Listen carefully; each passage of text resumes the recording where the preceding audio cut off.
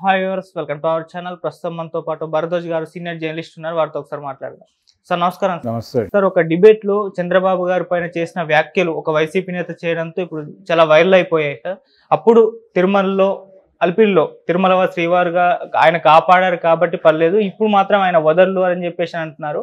అంటే దీన్ని టీడీపీ వాళ్ళు ఏ విధంగా చూస్తున్నారంటే, వైసీపీ వాళ్ళు మరోసారి చంపించేందుకు ప్రయత్నం చేస్తున్నారని చెప్పేసి చిత్తూరు జిల్లా ఎస్పీ కూడా కంప్లైంట్ చేయడం చూస్తున్నాం.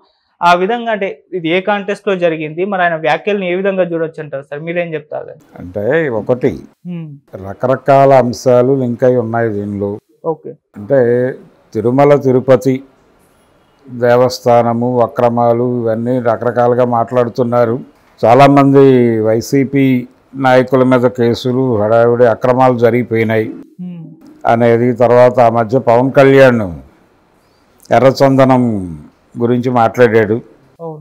అంటే ఈ పెద్దిరెడ్డి తదితరులు వీళ్ళందరూ కూడా, అంటే వైవి సుబ్బారెడ్డి వీళ్ళందరి పేర్లు ఇక్కడ తెలుసు, ఇక్కడ చెక్ పోస్టులకు తెలుసు కానీ అక్కడ నేపాల్లో తెలియదు కదా, అక్కడ దొరికిపోయారు వీళ్ళు అని మాట్లాడిన సందర్భంలో కూడా ఈ నాగార్జున యాదవ్ అనే అతను రియాక్ట్ అయ్యి, అవి కిరణ్ కుమార్ రెడ్డి చంద్రబాబు నాయుడు హయాంలో రవాణా అయిపోయిన సరుకే, ఇప్పుడు అవి మాకంటగట్టి మాట్లాడుతున్నారు అని కూడా మాట్లాడాడు.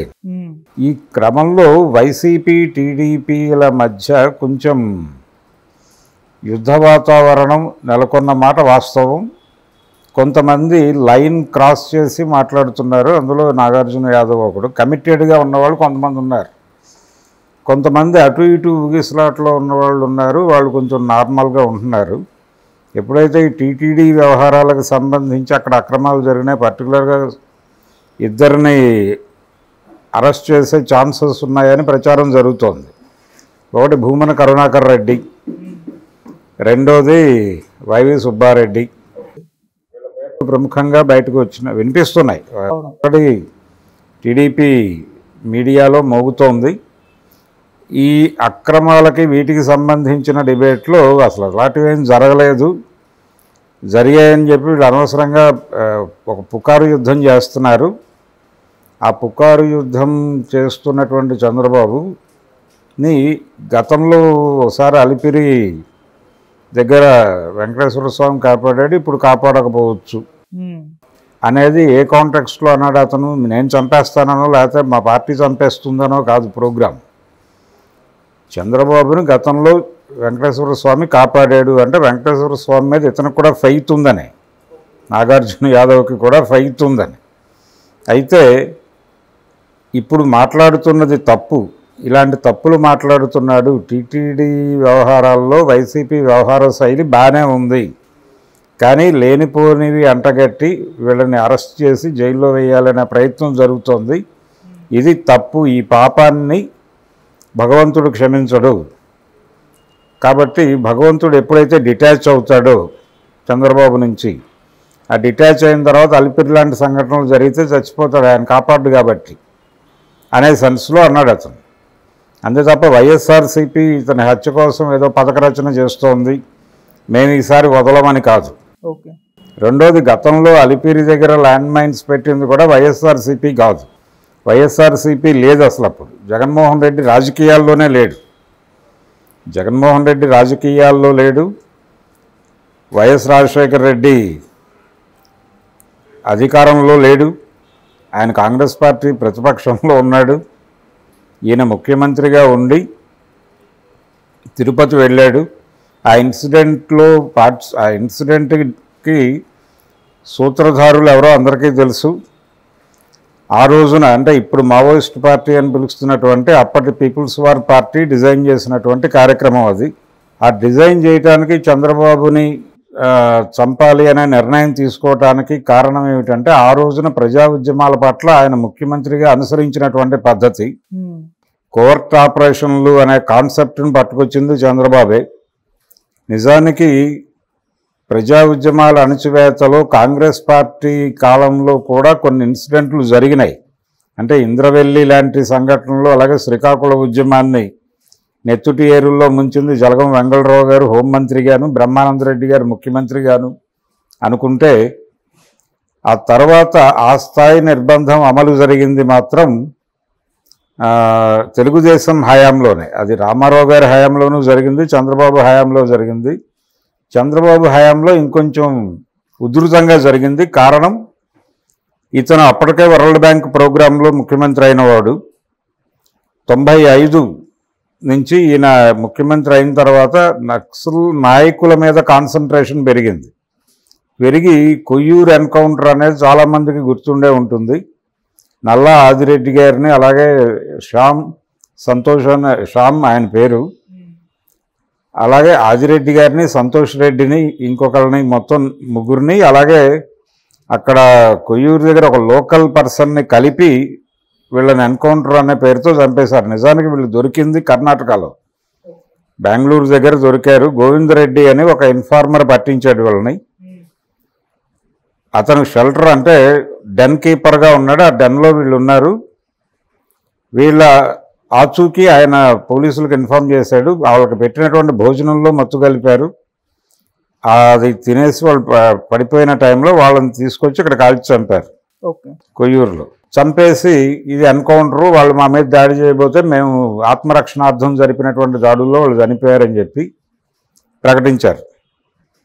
నల్లా ఆదిరెడ్డి లాంటి కీలకమైనటువంటి నేతను కోల్పోయిన సందర్భంలో దానికి ప్రతీకారంగా ఈ చంద్రబాబు మీద దాడి అనేది పీపుల్స్ వార్ పార్టీ డిజైన్ చేసింది, కానీ వైఎస్ఆర్సీపీ కాదనే విషయం తెలుసుకోవాలి ముందు. అయితే అందులో వాళ్ళు పెట్టినటువంటి ల్యాండ్ మైన్స్లో ఒకటి పేలలేదు, మిగిలినవి పేలినాయి. ఒకటి చిన్న టెక్నికల్ ప్రాబ్లం వలన పేలకపోవడంతో చంద్రబాబు నాయుడు ట్రావెల్ చేస్తున్నటువంటి వెహికల్ కారు ఇలా పేలింది. అది వెనక నుంచి పేలింది.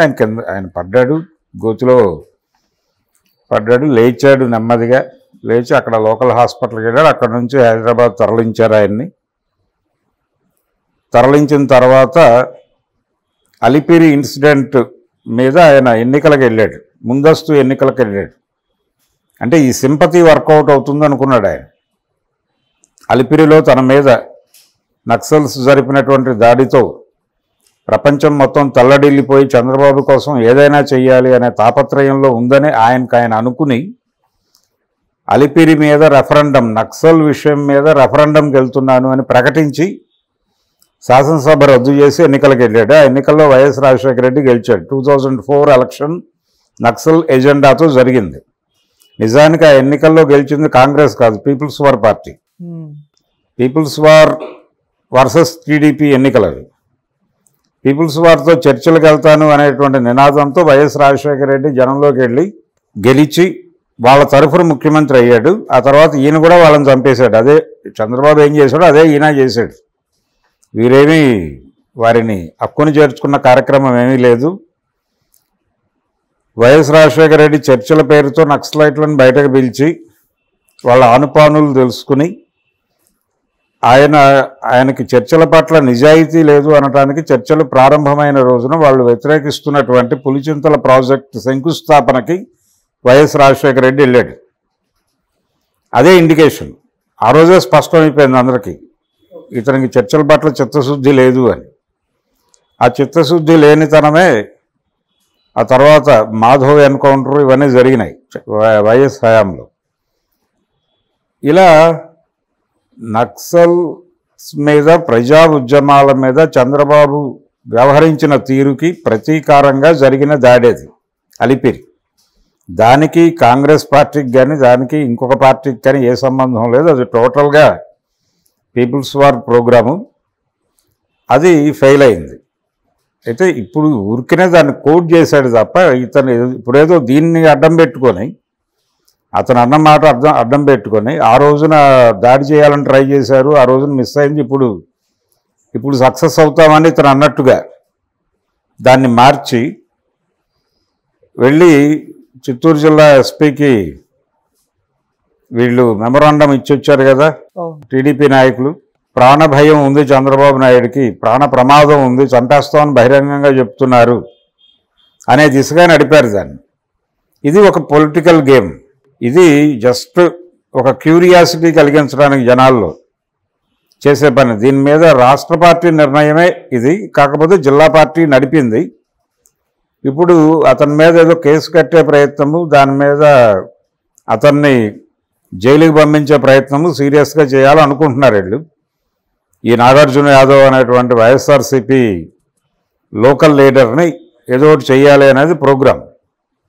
దానికి ఈ అలిపిరిని, ఆయన వాడినటువంటి అలిపిరిని వీళ్ళు కూడా వాడేసి, ఆ రోజున అలిపిరిలో కుదరలేదు, ఇప్పుడు చంపేస్తామని మాట్లాడుతున్నాడు ఆయన.